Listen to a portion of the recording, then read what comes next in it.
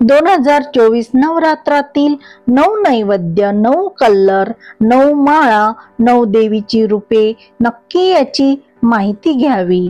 3 ऑक्टोबरला घटस्थापना आहे, त्यामुळे नवरात्रीचे 9 दिवस वेगवेगळ्या रंगाच्या साड्या घालत असतो।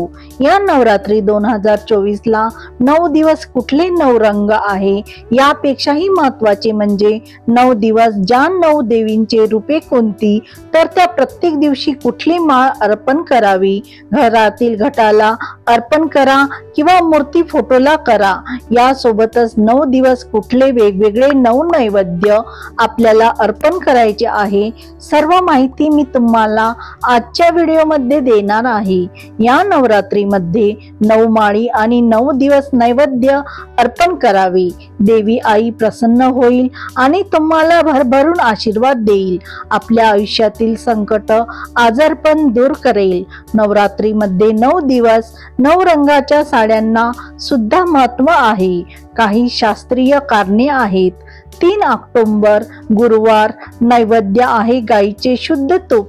पहिली माळ विड्याच्या पानाची माळ, त्यासोबतच पिवळ्या शेवंती किंवा सोनचाफ्याची माळ घालावी।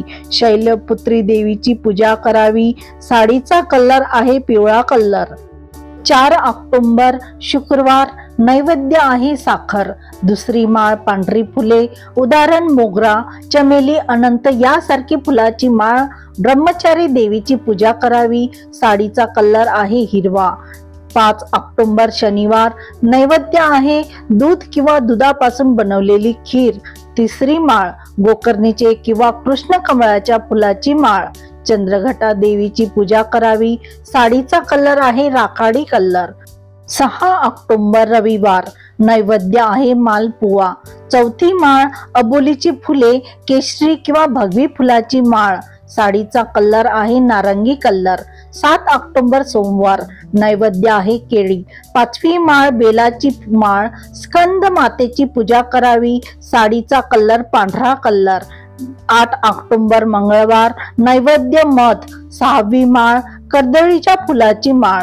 देवी कात्यायनीची पूजा करावी। साडीचा कलर लाल कलर।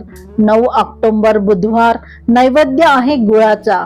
देवी काल रात्रीची पूजा करावी। 7वी माळ झेंडू किंवा नारंगीची फुले। साडीचा कलर आहे निळा कलर। 10 ऑक्टोबर गुरुवार नैवेद्य आहे नारळ। 8वी माळ तांबडी फुले, कमळ, जास्वंद, कण्हेर किंवा गुलाबाच्या फुलाची माळ। देवी महागौरीचे पूजन करावे। साडीचा कलर गुलाबी कलर। 11 ऑक्टोबर शुक्रवार नैवेद्य आहे तीळ। 9वी माळ कुंकुमार्चनाची माळ वाहतात। देवी सिद्धिदात्रीचे पूजन करावे। साडीचा कलर आहे जांभळा कलर।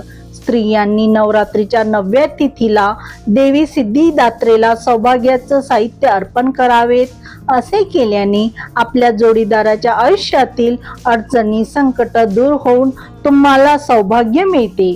संपूर्ण व्हिडिओ पाहण्यासाठी मनापासून खूप खूप आभार। व्हिडिओतील टिप्स माहिती आवडल्यास प्लीज व्हिडिओला लाईक करा। तसेच चॅनलवरती नवीन असल्यास मीनाताई किचन या चॅनलला नक्की सबस्क्राईब करा। सोबतचे बेल आयकॉन ही प्रेस करा, जेणेकरून व्हिडिओचे नोटिफिकेशन प्रथम तुम्हालाच मिळतील। धन्यवाद।